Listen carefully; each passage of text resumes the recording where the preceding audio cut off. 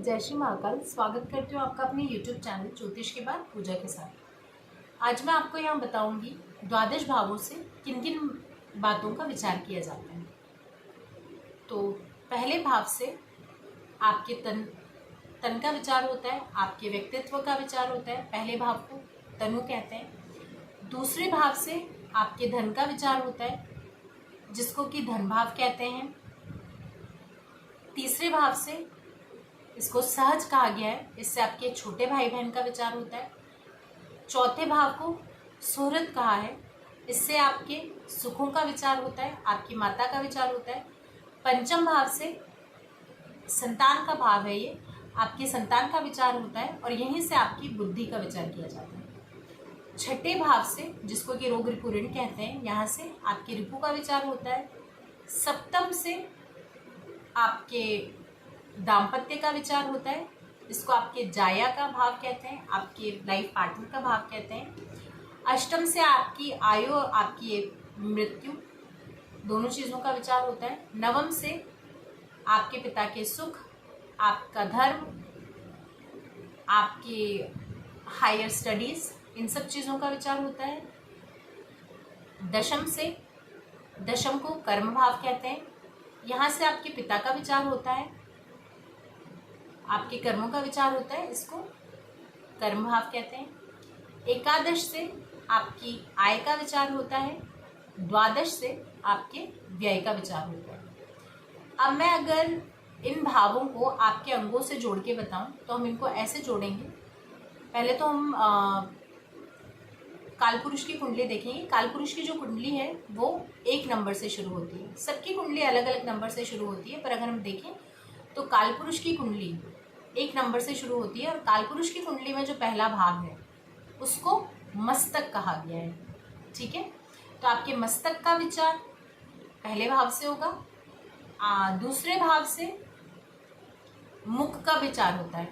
मुख यानी आपकी आंखें, आपकी नाक, आपका कान, गला, ये सब चीज़ें दूसरे भाव से देखते हैं।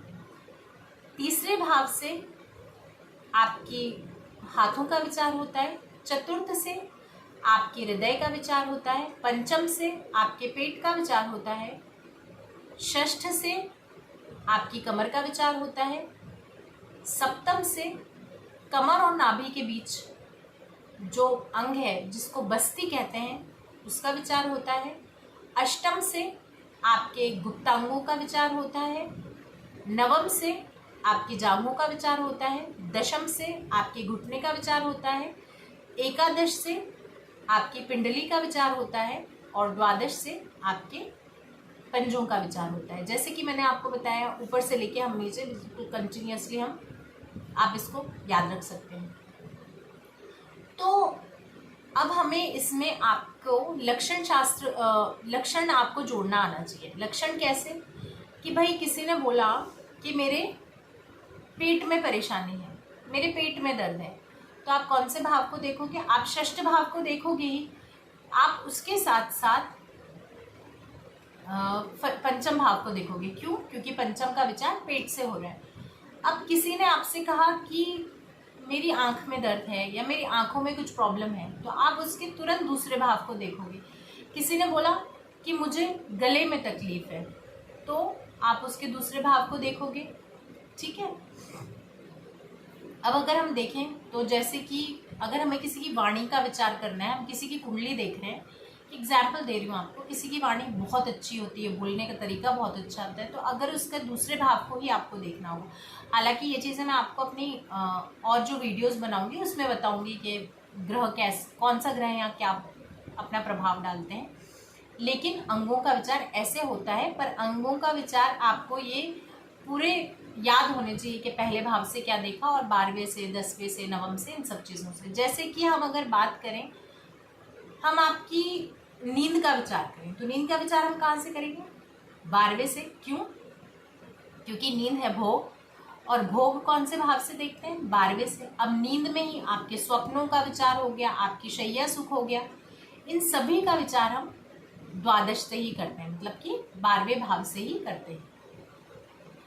अब किसी ने हमसे पूछा कि मेरा भाग्य कैसा है, ठीक है, तो आप उसके नवम को देखोगे, नवम को तो आपने देख लिया, लेकिन जिसका भाग्य आप देख रहे हो कि भाग्य तो अच्छा है पर उसका लग्न कैसा है, वो कैसे, उसको चीज़ें तो मिल गई, अब वो भोग पाएगा या नहीं, है ना। तो फिर आप लग्न की स्थिति पे देखेंगे। तो इसी तरह से आपको चीज़ों को रिलेट करना आना चाहिए, एक दूसरे से ही इनका संबंध बन रहा है। तो ये मैंने आपको भावों के नाम बताए, किस भाव से किस बातों का विचार किया जाता है वो बताया, अंगों का विचार बताया।